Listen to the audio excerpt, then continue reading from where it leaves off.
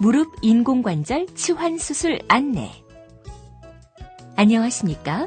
본 영상물은 무릎 인공관절 치환 수술의 개념과 목적, 절차와 주의사항 등에 대해 설명드리기 위해 제작되었습니다. 이어지는 내용을 참고하셔서 정확하고 안전한 수술이 이루어질 수 있도록 협조해 주시기 바랍니다. 수술의 목적과 효과. 무릎 관절은 한자로 슬관절이라고 부르며 대퇴골과 경골, 그리고 무릎뼈로 구성됩니다. 그리고 뼈가 서로 닿는 부위는 매끄러운 연골로 덮여 있어 관절 운동을 원활하게 하고 충격을 흡수하는 역할을 담당합니다. 무릎 관절의 인공관절 수술은 슬관절 전치환술, 인공슬관절 성형술이라고도 부르며 퇴행성 관절염이나 류마티스성 관절염, 외상성 관절염 등 여러 가지 원인에 의해 심한 통증이 발생하거나 걸음걸이가 힘들 정도로 관절의 움직임이 어려울 때 손상된 관절을 제거하고 인공재질로 된 관절로 치환해주는 수술입니다. 수술 방법과 인공삽입물의 발달로 과거에 비해 수술의 만족도가 크게 개선되었으나 수술 후 기대할 수 있는 무릎 관절의 운동 범위는 발병 전 건강했던 원래의 관절에 비해 어느 정도의 차이가 존재하므로 바닥에 쪼그려 앉거나 앉았다 일어서는 행동을 하는 데에는 불편함을 느낄 수 있습니다. 그러므로 인공관절 치환술은 변형된 관절을 교정하고 관절의 운동 범위를 증가시켜 걷기 등 일상생활을 가능하게 하는 효과가 있지만 무엇보다 관절염으로 인한 통증을 완화시키는 것이 가장 큰 수술 목적이라는 것을 반드시 기억하셔야 합니다. 수술 과정과 방법. 일반적으로 무릎 인공관절 치환 수술은 척추 마취하에서 시행되는데 척추 마취란 등 척추 속을 지나가는 척수신경에 마취제를 주입하여 하지의 감각을 마비시키는 마취이며 필요시 수면제나 안정제를 주사하여 환자를 잠이 들게 하기도 합니다. 한편 이전에 척추 수술을 하였거나 척추의 퇴행성 변화가 심한 경우 항응고제를 복용하여 출혈 위험이 높은 경우 등 척추 마취가 위험하거나 불가능하다고 판단되는 환자분에 대해서는 전신 마취를 시행하기도 합니다. 마취 유도가 끝나면 수술 부위를 소독하고 소독포를 덮어 수술 준비를 합니다. 수술 과정은 먼저 환자의 무릎 부위를 절개하여 관절을 노출시키고 통증의 원인이 되는 손상된 뼈와 연골을 제거한 다음 특수 합금과 세라믹으로 제작된 인공관절을 끼워 넣는 순서로 진행되는데 관절 사이에는 폴리에틸렌으로 된 삽입물이 위치하여 관절면이 부드럽게 잘 움직이도록 해줍니다.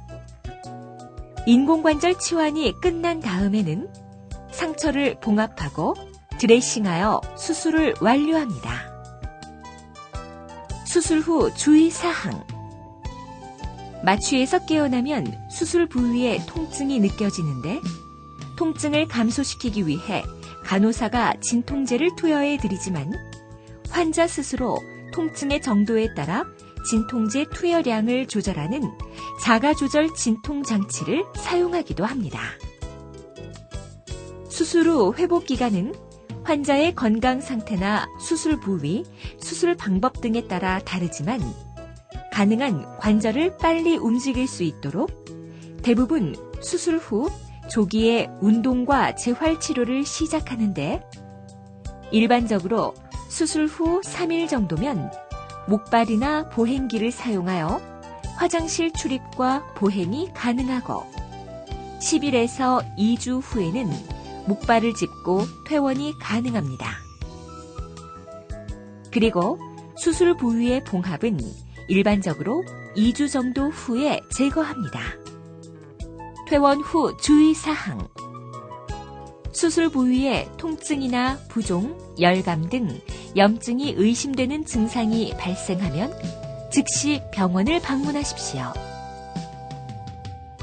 환자가 잘 회복하고 재활할 수 있도록 가족들의 보살핌이 중요하며 병원에서 교육받은 대로 꾸준히 운동하면서 다음 사항을 주의해 주십시오. 생활 방식. 수술 후 가능한 무릎 관절의 운동 범위는 110도 정도이므로 바닥에 쪼그리고 앉거나 바닥에 앉았다 일어나는 행동은 무리가 될 수 있습니다. 그러므로 바닥에 앉기보다 의자나 소파를 사용하시고 밥상에서 식사하던 분들은 식탁을, 요를 깔고 주무시던 분들은 침대를, 재래식 화장실을 사용하던 분들은 양변기를 사용하는 생활로 바꾸는 것이 좋습니다. 활동과 운동. 목발은 퇴원 후 2개월간 사용해야 하며 운전도 2개월 후부터 가능합니다. 의자에 앉아서 하는 작업은 아무 지장이 없으므로 사무직의 경우 조기에 직장 복귀가 가능합니다. 뛰거나 달리는 것을 제외하면 걷기, 수영, 실내에서 자전거 타기, 골프 등 대부분 운동이 가능합니다. 그러나 쪼그리고 앉아서 하는 활동이나 축구 등 과격한 운동, 등산이나 계단 오르내리기 등은 관절에 무리가 되므로 피하는 것이 좋습니다. 낙상 주의.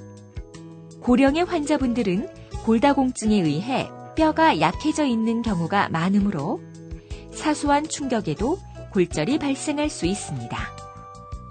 인공관절 주변에 골절이 발생하면 기존 인공관절을 제거하고 재수술을 필요로 할 수 있으며 수술도 어렵고 결과 또한 좋지 않을 수 있으므로 넘어져 다치지 않도록 항상 조심해야 합니다. 인공관절 관리. 인공관절은 시간이 지나면서 조금씩 마모되므로 수술 후 10년에서 15년이 지나면 환자의 상당수가 재수술을 필요로 하는데 사람에 따라 그 이상의 기간 동안 인공관절을 사용하는 경우도 있지만 수년 내에 관절이 마모되어 못 쓰게 되는 경우도 있습니다. 그러므로 관절이 손상되지 않도록 무리한 활동을 피하며 뜸이나 침처럼 관절 주위 조직을 손상시키거나 감염을 일으킬 수 있는 치료는 절대 하지 마시고 정기적으로 병원을 방문, 의사의 진찰과 방사선 촬영을 통해 인공관절의 상태를 점검해 주어야 합니다. 수술의 합병증과 부작용. 감염. 다른 대부분의 수술과 마찬가지로 인공관절 치환 수술 또한 수술로 인한 감염 위험이 존재합니다. 특히 인공관절 등의 외부 물질이 삽입된 상태에서는 감염의 치료가 어렵기 때문에 장기간 항생제를 사용하고 인공관절을 제거하는 등 재수술이 필요한 경우도 있습니다. 출혈. 수술 시 발생하는 출혈량은 1000cc에서 2000cc 정도이며 환자에 따라서는 이 정도의 출혈량에도 수혈이 필요한 경우가 있습니다. 수혈을 받게 되면 매우 드물긴 하지만 간염이나 에이즈 등 감염성 질환이 전파되거나 수혈 부작용 등이 발생할 수 있습니다. 심부정맥 혈전증 및 폐색전증. 심부정맥 혈전증이란 수술받은 다리의 깊은 곳에 있는 정맥에 혈전이 발생하면서 혈액순환을 방해하여 다리가 붓고 통증이 발생하는 상태입니다. 그리고 폐색전증이란 이렇게 발생한 혈전이 혈관을 따라 이동하여 폐로 들어가는 혈관을 막는 것인데 폐색전증이 발생하면 호흡곤란과 흉부 통증이 발생할 수 있으며 심할 경우 생명까지 위협할 수 있습니다. 지방색전증. 뼛속의 골수는 적혈구, 백혈구, 혈소판 등 혈액의 구성 성분이 만들어지는 장소로서 혈관과 연결되어 있습니다.